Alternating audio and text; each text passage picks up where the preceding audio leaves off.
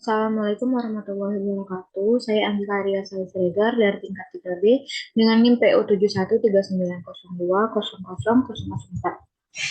Di sini saya akan menjelaskan apa itu one way ANOVA. ANOVA adalah sebuah analisis statistik yang menguji perbedaan rata antar grup. Grup di sini bisa berarti kelompok atau jenis perlakuan. ANOVA ditemukan dan diperkenalkan oleh seorang ahli statistik bernama Ronald Fisher. ANOVA merupakan singkatan dari Analysis of Variance, merupakan prosedur uji statistik yang mirip dengan t-test. Namun, kelebihan dari ANOVA adalah dapat menguji perbedaan lebih dari dua kelompok. Tujuan ANOVA untuk mengetahui apakah ada perbedaan yang signifikan atau nyata antara rata-rata hitung atau mean beberapa kelompok data. Asumsi uji ANOVA, untuk melakukan uji ANOVA harus dipenuhi beberapa asumsi, yaitu yang pertama, sampel berasal dari kelompok yang independen, kedua, varian antar kelompok harus homogen, ketiga, data masing-masing kelompok berdistribusi normal. Alasan menggunakan ANOVA, yang pertama, memudahkan analisa atas beberapa kelompok sampel yang berbeda dengan risiko kesalahan terkecil. Yang kedua, mengetahui signifikan perbedaan rata-rata antara kelompok sampel yang satu dengan yang lain. Yang ketiga, analisis varians relatif mudah dimodifikasi dapat dikembangkan untuk berbagai bentuk percobaan yang lebih rumit. Hipotesis H0 tidak ada perbedaan kadar Hb untuk ketiga kelompok. H1 ada perbedaan kadar Hb minimal satu pasang untuk tiga kelompok. Jika H0 ditolak, harus dicari pasangan mana yang berbeda dengan menggunakan uji perbandingan berganda. Statistik uji nilai F hit. Untuk itu akan dibuat dengan sebuah tabel ANOVA untuk mempermudah perhitungan. Baiklah, di sini saya dengan nomor absen 2 dan ini data yang diberikan dosen saya. Kita akan melakukan langkah-langkah normalitas uji ANOVA. Yang pertama, kita ambil data ini, kontrol negatif, positif, E1 dan E2. Kita masukkan ke SPSS. Kita masukkan ke data view. Habis ke data view, kita ke variabel view dan kita ubah dengan nama yang pertama kontrol negatif, yang kedua kontrol positif, yang ketiga E1 dan yang keempat E2. Selanjutnya kita klik analyze, terus descriptive statistik, kita klik explore, dan setelah itu sebelumnya 4 datanya ada di sini, dan setelah itu kita pindahkan ke dependent list.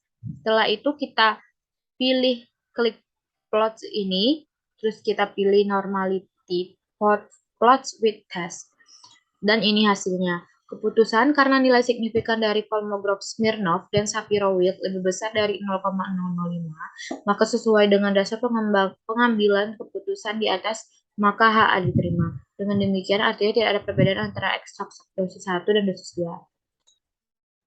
Selanjutnya, langkah-langkah uji ANOVA. Kita ambil data juga yang dari dosen saya, terus kita masukkan ke data view. Terus setelah itu kita masukkan ke variabel view, dan kita ubah namanya, yang pertama perlakuan, yang kedua kategori. Setelah itu, langkah-langkah uji ANOVA-nya, klik analyze, kita klik lagi compare means, terus kita one way ANOVA, perlakuan kita pindahkan ke dependent list, kategori kita pindahkan ke vector. Setelah itu, kita pilih post hoc, ada di sini, ini post hoc, terus kita pilih 2K yang kita beri tanda centang, dan setelah itu kita klik continue. Setelah itu kita pilih lagi options di bawah post hoc, kita pilih option, kita centang descriptive homogeneity of variance test dan exclude cases analysis by analysis, dan inilah hasilnya. Mean kontrol negatif sebesar 381,50, mean kontrol positif sebesar 6,95, mean E1 sebesar 4,58, mean E2 sebesar 6,47. Secara deskriptif dapat disimpulkan bahwa mean terbesar ialah kontrol negatif.